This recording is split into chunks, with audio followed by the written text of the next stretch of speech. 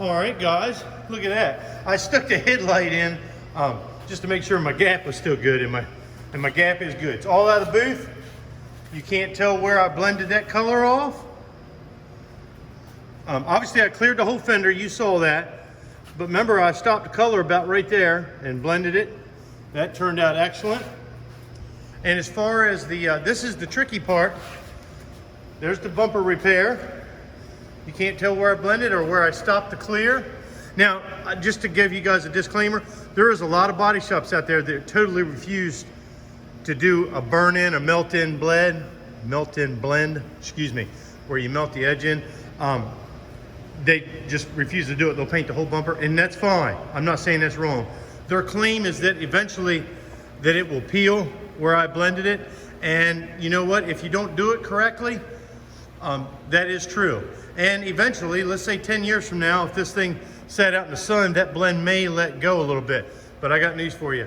The cost difference between me spotting this in and doing the whole thing is quite a bit of money. So that's why we do it. And guys, I'm sorry my camera stopped filming there for a minute.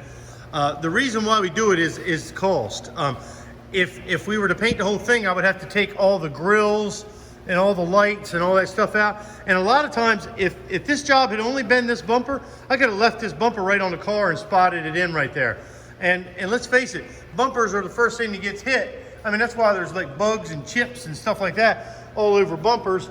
So, I mean, if the thing was brand new, yes, but as you can tell, that is a perfectly acceptable repair. There's nothing wrong with that. So now I'm gonna concentrate on getting it back together. I'll probably put a time lapse on and film that, and we'll have this job wrapped up. All right, guys, I'm gonna set this bumper back on there, hook everything back up.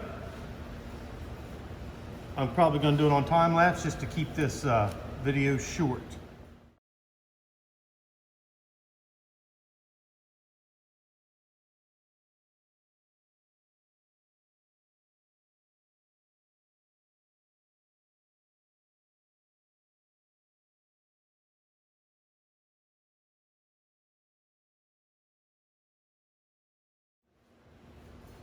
All right, when you through the time lapse, you saw me slap this thing back together here. And basically, I'm just going to reverse the process when I took it off, put all the screws back in.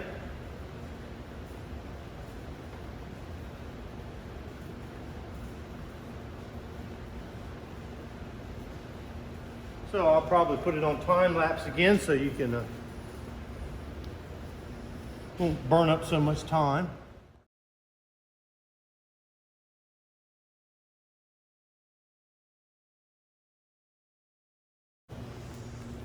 Okay, so underneath, when I was taking the clips out from underneath the bumper, a couple of these broke, which is normal for Hondas. So we're gonna go in the back. I know a lot of you have never seen it. I've got this bolt assortment here, and we are going to find the ones that we need here.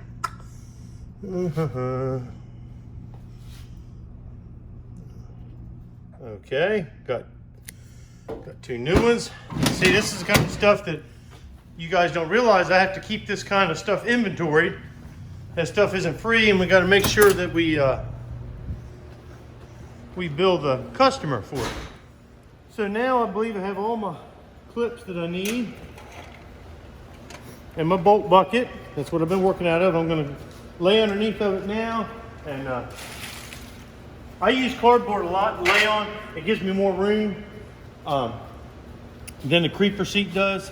So I like to use cardboard quite a bit.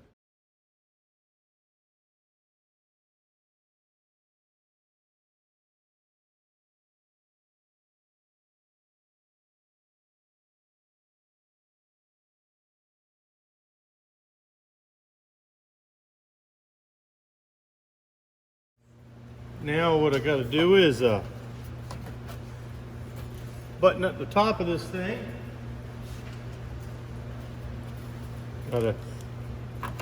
You guys, I didn't put You guys didn't get to see me take these out the way they had the camera angle, but you can see me put them back in. All right.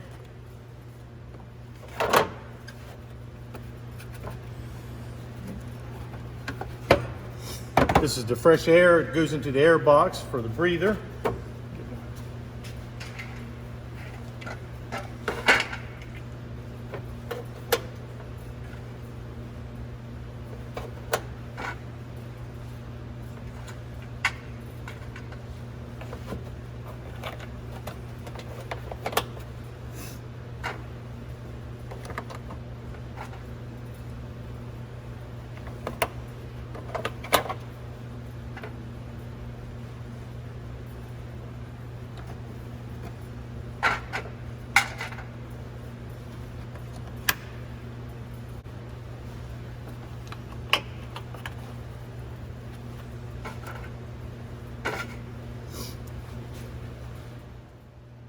And there we go, guys, all buttoned up.